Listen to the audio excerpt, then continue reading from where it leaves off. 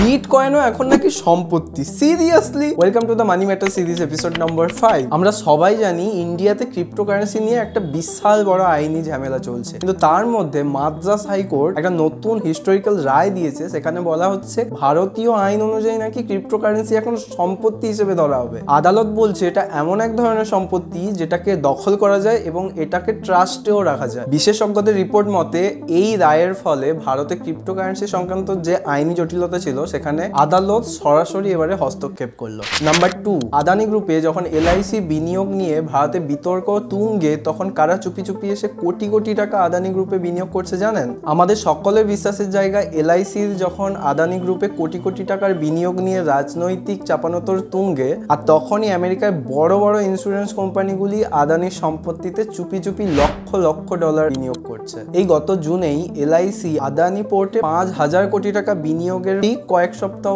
পরই আমেরিকান সংস্থা নাম অ্যাথেনি ইন্স্যুরেন্স মুম্বাই ইন্টারন্যাশনাল এয়ারপোর্টের জন্য 6,650 কোটি টাকা, মানে প্রায় $750 মিলিয়ন ইনভেস্ট করেছে। নাম্বার 3, ইয়ংস্টারদের জন্য ব্যাংকে চাকরি খুঁজছেন? এসবিআই কিন্তু অনেক বড় একটা রিক্রুটমেন্ট করতে চলেছে। State bank of India SBI আগামী 5 মাসের মধ্যে টোটাল 3,500-এর মতো অফিসার পদে নিয়োগ করতে চলেছে। শুধু তাই নয়, ব্যাংক আগামী 3 মাসের মধ্যে টোটাল ফিমেল এমপ্লয়ি বাড়িয়ে 30% করতে চাইছে। আমাদের সকলের বাড়িতে যে বাচ্চাদের খেলনা দেখতে পাই আমরা, সেখানে 90% খেলনাই মেড ইন চায়না, এবং আমাদের ইন্ডিয়ার খেলনার মার্কেটটা পুরোটাই বলতে গেলে চায়নার দ্বারা ক্যাপচার করা আছে। আর এই পরিস্থিতির বদল আনার জন্য আমাদের ইন্ডিয়ান সরকার একটা মেগা প্ল্যান বানিয়েছে। গভর্নমেন্ট আমাদের ইন্ডিয়াকে একটা গ্লোবাল টয় হাব বানাতে চাইছে, এবং তার জন্যই 13,000 কোটি টাকার একটা বিশাল প্রকল্প শুরু হতে চলেছে খুব তাড়াতাড়ি। আজকের মতো এইটুকুই। যদি নতুন কিছু জেনে থাকেন তাহলে অবশ্যই সাবস্ক্রাইব করুন পরবর্তী এপিসোডের জন্য।